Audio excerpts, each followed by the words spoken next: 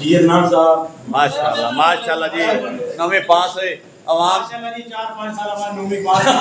जिंदाबाद जिंदाबाद मुबारक मुबारक वाह वाह बड़ी खुशी हुई भाई नौवीं पास की थी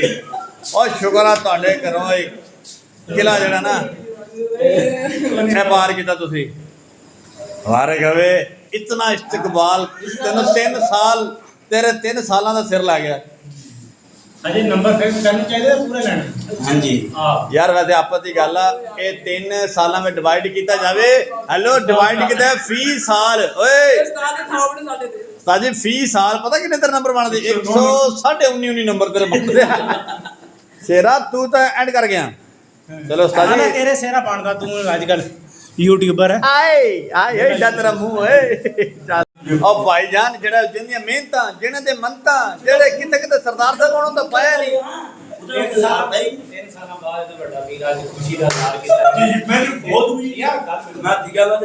जाए बहुत खुशी का हार किया ओदे खुशी दे ਅਸੀਂ ਇਹਦੇ ਗੱਲ ਤੇ ਹਾਰ ਪਾ ਰਹੇ ਇਹਦੀ ਮਿਹਨਤ ਵੀ ਬੜੀ ਸੀ ਇਹ ਦੋ ਦੇਖਣਾ ਸੁਣੀਆਂ ਬਹੁਤ ਸਾਰਾ